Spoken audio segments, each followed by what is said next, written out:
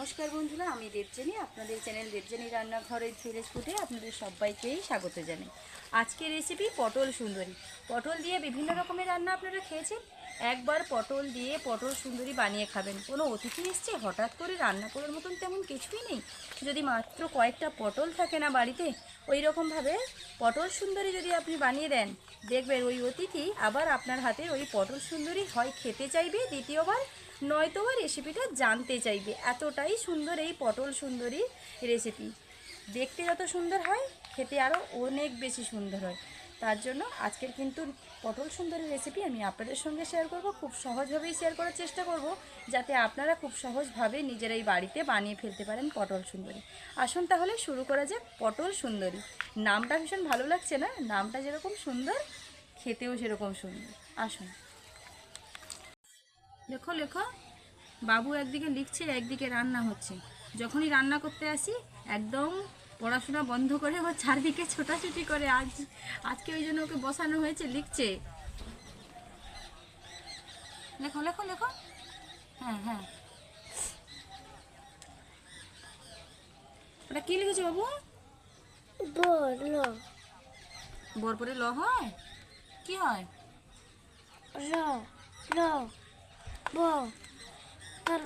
ঠিক আছে, তারপরে লেখো। আর এদিকে আমি পটলগুলো কেটে নিই। একটা মুঠি নিয়ে বসেছি, পটলগুলো কেটে নেব। পটল সুন্দরীর জন্য পটলটাকে ঠিক কীরকমভাবে কাটতে হবে আসুন ভালোভাবে দেখিয়ে দিই। প্রথমে পটলের দুদিকের অংশটা এরকম কেটে দিতে হবে, মুখের অংশ আর পেছনের অংশটা। তারপর পটলের সবুজ অংশটাকে, সবুজ যে ছাল অংশ, সেটাকে এভাবে একটুখানি ছিলে নিতে হবে। ছালটা তোলার কিন্তু দরকার নেই, মোটা যে অংশ ছাল সেটা তোলার প্রয়োজন নেই। এরকম একটুখানি সবুজ অংশটা ছিলে নিলেই হয়ে যাবে। প্রত্যেকটা পটলের সবুজ অংশ প্রথমে আমি এরকমভাবে ছিলে নিচ্ছি। তারপর পটল সুন্দরীর জন্য পটলটাকে কাটবো। পটলগুলো সবুজ অংশটা ছিলে নিয়ে কিন্তু জলে ফেলে দিয়েছিলাম, এখনই আমি ধুয়ে নিচ্ছি। কেটে নেওয়ার পর ধুবো না। আসুন পটল সুন্দরীর জন্য পটল কীভাবে কাটবেন দেখে নিন। পটলটাকে ঠিক এরকমভাবে ধরবো, এই রকমভাবে, ঠিক এই রকমভাবে একটু একটু করে কেটে নিতে হবে। কতটা দূরত্বে কাটবেন নিশ্চয়ই দেখে বুঝেছেন। একটা সম্পূর্ণ কেটে নিয়ে আমি আপনাদের দেখাবো। এদিকটাতে কেটে হয়ে গেছে, আবার এদিকটাতে কাটবো।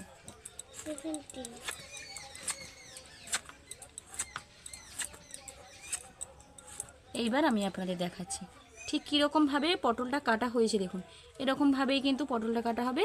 একদিকে, এই যে দুদিকটাতে এরকম পটল কাটা হবে। প্রত্যেকটা পটল এরকমভাবে কেটে নেব। আরেকটা আমি আপনাদের দেখিয়ে দিচ্ছি, তারপর পটলগুলো আমি কেটে নেব। সবগুলো পটল কাটা দেখাতে গেলে ভিডিও অনেক লং হয়ে যাবে, সেটা আপনাদের দেখতে ভালো লাগবে না। বাবু বসে আছো কেন? তুমি লেখো।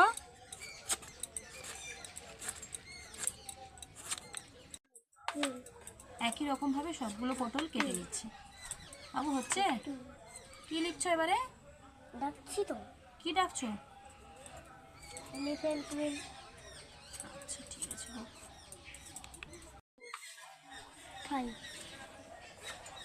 বাবু লেখা হচ্ছে? হ্যাঁ, ঝটপট ঝটপট লিখো। সবগুলো পটল কিন্তু আমার কাটা হয়ে গেছে। পটল সুন্দরীর জন্য পেঁয়াজ, আদা, রসুন, টমেটো কেটে নেব। টমেটোটা ধুয়ে নিচ্ছি। বাবু ডাকো।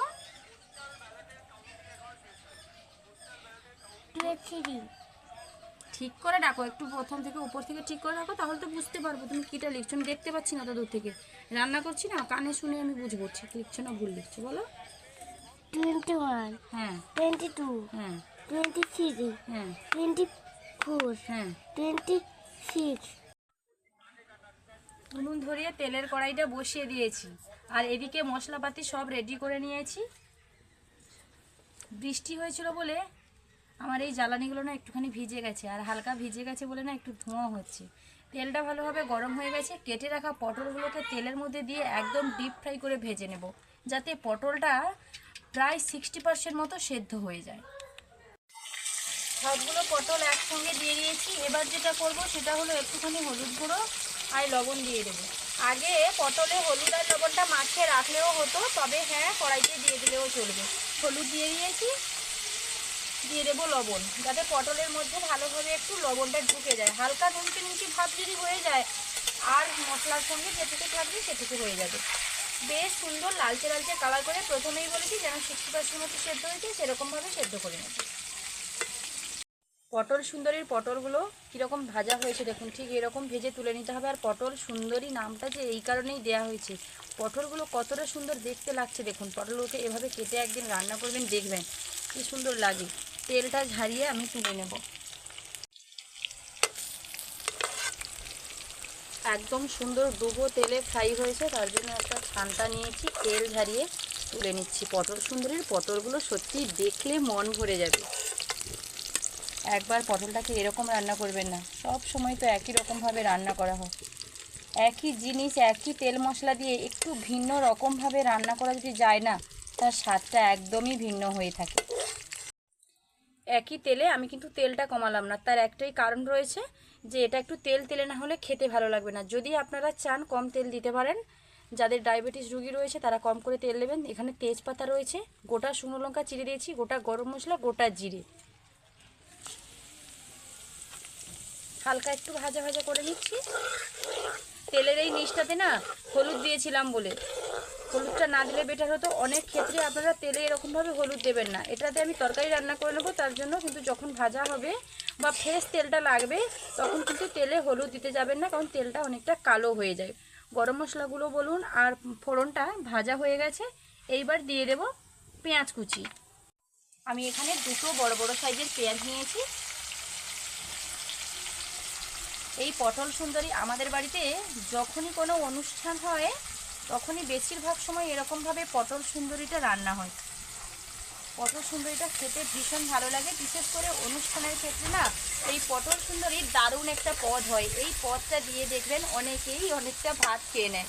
বেশিরভাগ আমাদের বাড়িতে অনুষ্ঠান হলে, বিশেষ করে আমার বাবুর জন্মদিন হলে না, পটল সুন্দরী আমাদের জন্মদিনের মেনুতে থাকবেই থাকবে। পেঁয়াজে আমি লবণ দিয়ে দিচ্ছি। পেঁয়াজে লবণটা দেওয়ার একটাই কারণ, পেঁয়াজটা খুব সহজে গলে যাবে, তার জন্য। কড়াইটাকে একটু ঠিক করে বসাতে হবে, এদিক ওদিক হয়ে গেছে। এইবার দিয়ে দেবো আদা রসুনের বাটা। একদম প্রথমে তেলের উপর আদা রসুনটা দিতে গেলে না হালকা একটু পোড়া পোড়া ভাব হয়ে যায়। তেলটা যেহেতু খুবই গরম ছিল তার জন্য পেঁয়াজ দিয়ে দিয়েছি। পেঁয়াজটাও ভাজা হবে, আদা রসুনের কাঁচা গন্ধটাও দূর হবে, একসঙ্গে দুটো কাজ হয়ে যাবে। কিছু সময় এটাকে ভাজা ভাজা করে নিই, তারপর টমেটো কুচিয়ে নিয়ে দেবো। পেঁয়াজটা ভালোভাবে গলে গেছে, একদম 80% মতো পেঁয়াজটা গলে গেছে দেখুন। এই সময় দিয়ে দেবো টমেটো কুচি।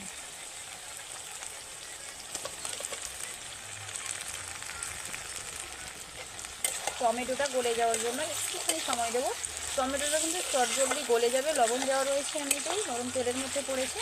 তবে গলে যাক, তারপরে গুঁড়ো মশলা অ্যাড করবো। পেঁয়াজ টমেটো ভালোভাবে গলে গেছে, নিশ্চয়ই দেখে বুঝেছেন। দেখুন কতটা সুন্দরভাবে গলে গেছে। সব থেকে বড়ো কথা, মশলা যদি সুন্দরভাবে কষানো হয় না, তাহলে এই পটল সুন্দরীকে আর দেখতে হবে না। একটা পটল একটুখানি মশলা দিয়েই এক থালা ভাত আপনি নিজেই খেয়ে ফেলতে পারবেন। চলুন এবার একের পর এক গুঁড়ো মশলাগুলো অ্যাড করে দিই। প্রথমেই দিয়ে দেবো হলুদ গুঁড়ো, ঝালের জন্য দিয়ে দেবো লাল লঙ্কার গুঁড়ো, দারুণ একটা কালার আসার জন্য দিয়ে দেবো কাশ্মীরি লঙ্কার গুঁড়ো, আলাদা স্বাদের জন্য দিয়ে দেবো জিরার গুঁড়ো। গুঁড়ো মশলাগুলো দিয়েছি, তেলে 1 মিনিট মতো নেড়ে নেব। খুব বেশি সময় নাড়তে গেলে এটা জ্বলে যাওয়ার সম্ভাবনা আছে, তাই 1 মিনিট মতো নেড়ে নিয়েছি। এইবার দিয়ে দেবো দই। আমি এখানে টক দই নিয়েছি। বেশ কিছু সময় ধরে দইটাকে ভালোভাবে ফেটিয়ে নিয়েছি।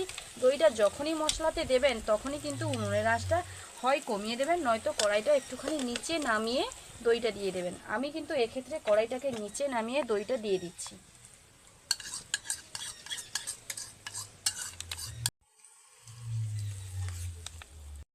কড়াইটা নিচে নামিয়ে দইটা দিয়ে একবার দুবার নেড়ে নিয়েছি, তারপর কড়াইটা আবার আঁচে বসিয়ে দিয়েছি। এই রকম উনুনের জ্বালানিটা জ্বলতে জ্বলতে যদি গরম থাকা অবস্থায় দইটা দিয়ে দেওয়া যায় না, দইটা কিন্তু ফেটে যাবে, মানে দুধ দুধ ভাব হয়ে যাবে, ছানা ছানা ভাব হয়ে যাবে, বিভিন্ন রকম, মানে এইরকম এমন একটা অন্যরকম হয়ে যায়। তার জন্য কিন্তু নিচে নামিয়ে দিলে কোনো সমস্যা হয় না, মশলাটা খুব সুন্দর দেখতে লাগে, কষানোটা ভালো হয়। এই দেখুন মশলাটা কীরকম দেখতে লাগছে। এই পর্যায়ে আমি আর একটু সময় ধরে কিন্তু ভালোভাবে এটাকে কষিয়ে নেব। আমি এখানে আর জলের ব্যবহার করলাম না, দইটা দিয়েই মশলাটা কষিয়ে নিচ্ছি। এইবার এখানে আমি আরেকটুখানি লবণ দিয়ে দেবো, যাতে একেবারে পরিমাণ বুঝে লবণটা হয়ে যায়, দ্বিতীয়বার আর লবণ না দিতে হয়। শুধুমাত্র পটল রয়েছে, পটলে হালকা লবণ দিয়েছি, মশলা তোলাতে প্রথমে একটু দিয়েছি, আর এবার দিয়ে দিলাম, ব্যাস হয়ে যাবে এটাতে। মশলাটা ভালোভাবে কষানো হয়ে গেছে, চারদিক থেকে তেল ছেড়ে ছেড়ে গেছে, আর মশলাটা ঠিক কীরকম দেখতে লাগছে নিশ্চয়ই আপনারা দেখেই বুঝেছেন। দইয়ের বাটিতে জল নিয়েছি, দিয়ে দেবো এবার, আর একটুখানি জল দিয়ে দেবো, খুব বেশি জল দেবো না, এটা একটু গ্রেভি গ্রেভি খেতে ভালো লাগে। পটলটা একদম বলেছিলাম 60% মতো সেদ্ধ হবে, এটা কিন্তু একদম 80% মতো সেদ্ধ হয়ে গেছে। ডিপ ফ্রাই করা হয়েছে বলে খুব সুন্দরভাবে পটলটা সেদ্ধ হয়ে গেছে। আর পটলটা কীরকম সেদ্ধ হয়েছে আমি আপনাদের দেখাচ্ছি, দেখুন। এই দেখুন, মাঝখানটাতে যেন কিছুই নেই বললে চলে, কতটা সুন্দর হয়েছে দেখুন। এইটা ভালোভাবে ফুটে গেছে, ঠিক এই সময় ভেজে রাখা পটল একের পর এক দিয়ে দেবো।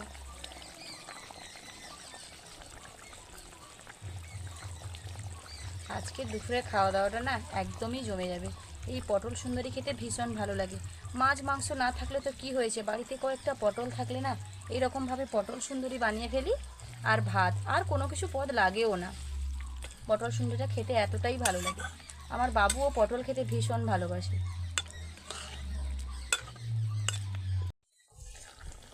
পটল সুন্দরী আমার পারফেক্টভাবে একদম রেডি হয়ে গেছে দেখুন। আমি কিন্তু হালকা হালকা গ্রেভি রাখবো বলেছিলাম, তবে একটুখানি বেশি রয়েছে, কারণ খেতে হবে। এই গ্রেভিটার টেস্ট কিন্তু অনেকটাই। চলুন এবার এটাকে প্লেটে নামিয়ে নিই।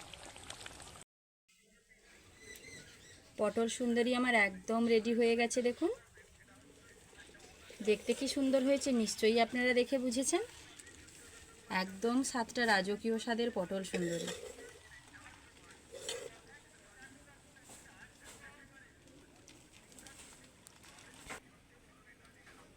আর গ্রেভিটা দেখলেই তো খেতে ইচ্ছে করবে।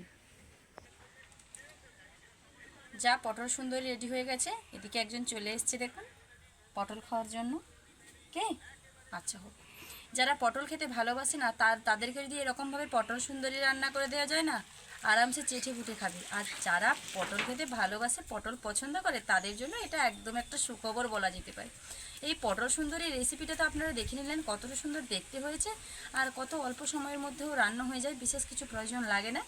তবে এই পটল সুন্দরী রেসিপি আপনাদের কীরকম লাগলো লাইক কমেন্ট শেয়ার করে জানাতে ভুলবেন না। ভালো লেগে থাকলে আমার চ্যানেলটি সাবস্ক্রাইব করে আমার পাশে থাকবেন। দেখা হচ্ছে আবার নতুন কোনো রান্নার ভিডিও নিয়ে, ততক্ষণ সুস্থ থাকুন, ভালো থাকুন। ভিডিওটা এখানেই শেষ করছি। টাটা, বাবু টাটা করে দাও। টাটা।